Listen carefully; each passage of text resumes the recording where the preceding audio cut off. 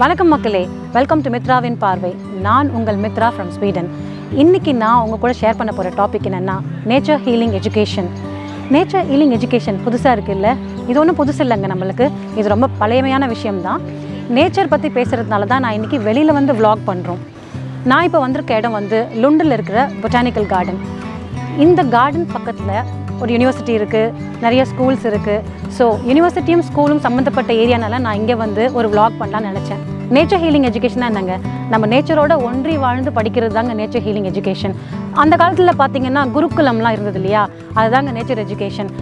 Healing எதுக்காக நான் சொல்கிறேன்னா, அந்த நேச்சர், அதாவது அந்த இயற்கையோடு போய் படிக்கும்போது நம்மளுக்கு ஒரு சில கோபங்கள், போராமை, போட்டி இதெல்லாம் இல்லாமல் ரொம்ப சந்தோஷமாக அமைதியாக படிக்க முடியும். ஸோ குழந்தைங்களோட மன வளர்ச்சி வந்து இன்னும் நல்லா இருக்கும். இன்னும் அவங்க வந்து நிறைய விஷயங்கள் படிக்கக்கூடிய சூழ்நிலையாக அமையும் அது இடம். இதுக்கு நான் ஒரு பெஸ்ட் எக்ஸாம்பிள் ஒன்று சொல்கிறேங்க. குரங்குலேருந்து மனுஷன் வந்தான். குரங்கும் மனுஷனும் எங்கே வாழ்ந்தாங்க? ஃபாரஸ்ட்டில் தான். ஸோ அந்த மாதிரி காட்டில் வளரும்போது அவங்களோட பிரெயின் வந்து நேச்சரோட இவால்வ் ஆச்சு.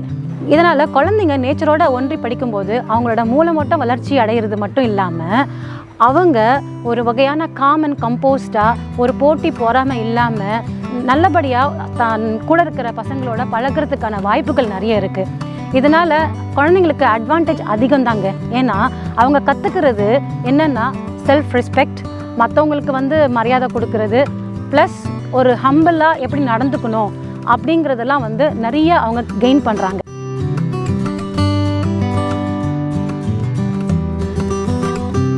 நம்ம ஏதாவது ஒரு விஷயத்தில் அதிகமாக ஈடுபாடு காட்டும் போது நம்மளுக்கு ஒரு வகையான சந்தோஷம் கிடைக்கும். அந்த டைமில் நம்ம பிரெயினில் இருக்கிற ஒரு வகையான டோபமைன் அப்படிங்கிற ஒரு கெமிக்கல் வந்து ரிலீஸ் ஆகும்.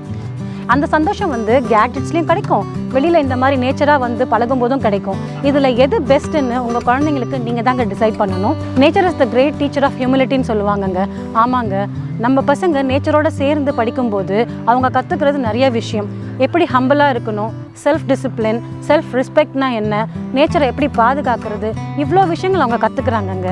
நம்ம நினச்சிட்ருக்கோம் பெரிய பில்டிங்கில் உட்காந்து நிறைய கேட்ஜெட்ஸோடு படிக்கிறது தான் படிப்புன்னு நினச்சிட்ருக்கோம். அப்படி இல்லைங்க. நான் டெக்னாலஜி தப்புன்னு சொல்லலை. டெக்னாலஜி எவ்வளோ அளவோடு யூஸ் பண்ணுறோம் நம்ம பசங்க, ப்ளஸ் இயற்கையை வந்து எவ்வளோ அதிகமாக விரும்புகிறாங்க, இது ரெண்டுமே நம்ம எவ்வளோ பேலன்ஸ்டாக கொடுக்குறோங்கிறது தான் முக்கியம். விஷயங்கள்லாம் அழிக்கப்பட்டிருக்குங்க. அதில் ஒரு விஷயம் குருகுலம். நான் குருகுலம் வந்து கம்ப்ளீட்டாக இல்லைன்னு சொல்லலை. இன்னும் கூட நம்ம இந்தியாவில் எங்கேயோ ஒரு இடத்துலலாம் இருக்குது. அது இன்னும் அதிகமாகணும். நம்ம குழந்தைங்கள்லாம் வந்து இன்னும் இயற்கையோடு ஒன்றி வாழணும் அப்படின்னு நான் நினைக்கிறேன்.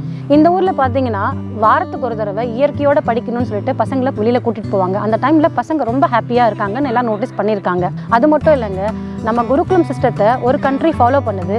அந்த கண்ட்ரி எந்த கண்ட்ரினா ஃபின்லாண்ட். ஃபின்லாண்ட் தான் இங்கே இருக்கிறதுலையே வந்து த வேர்ல்ட்ஸ் பெஸ்ட் எஜுகேஷன் கொடுக்குற ஒரே கண்ட்ரி.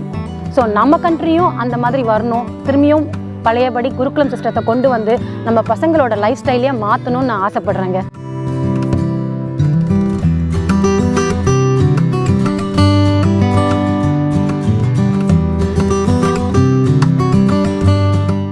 நம்ம பசங்க நிறைய பேர் சிட்டியில் தானே படிக்கிறாங்க. சிட்டியில் பார்த்தீங்கன்னா ஒரு காலத்தில் எவ்வளவோ மரங்கள் இருந்தது. ஆனால் இப்போ வந்து மரங்களே இல்லை. இப்போ திருப்பி நம்ம வந்து மரங்களை நட்டு வைக்கிறதுக்கான முயற்சிகள் நடந்துகிட்டு இருக்குது. ஸோ நான் என்ன சொல்கிறேன்னா, உங்கள் பசங்களை வந்து நீங்கள் வந்து குருகுலமில் தான் போடணும் அப்படின்னு நான் சொல்லலை. பட் உங்களுக்கு எப்போல்லாம் டைம் கிடைக்குதோ அப்போ அந்த கேட்ஜெட்ஸை வாங்கி வச்சுட்டு அவங்கள பார்க்குக்கும் இந்த மாதிரி அந்த இயற்கை சார்ந்த காடுகளுக்கும் கூட்டு போய் காமிச்சிங்கன்னா அதோட அருமை புரியும். அதை எப்படி நம்ம பாதுகாக்கிறது, அதோட பெனிஃபிட் என்னன்னு தெரியும். அது மட்டும் இல்லைங்க, உங்கள் குழந்தைங்களுக்கு ஒரு வகையான ஒரு ஹீலிங் கிடைக்கும். ஒரு அமைதி, ஒரு பாசம், ஒரு பாண்டிங், அதெல்லாம் என்னென்னு தெரிஞ்சுக்கிறதுக்கு ஒரு வாய்ப்பு இருக்கும்.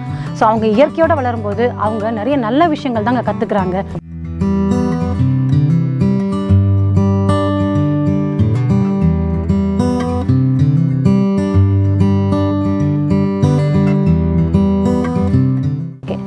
உங்களுக்கு இந்த வீடியோ பிடிச்சிருந்தா லைக் பண்ணுங்கள், ஷேர் பண்ணுங்கள், மறக்காமல் சப்ஸ்கிரைப் பண்ணுங்கள். இதே மாதிரி அடுத்த வீடியோவில் ஒரு நல்ல இன்ஃபர்மேஷனோட உங்களை வந்து சந்திக்கிறேன்.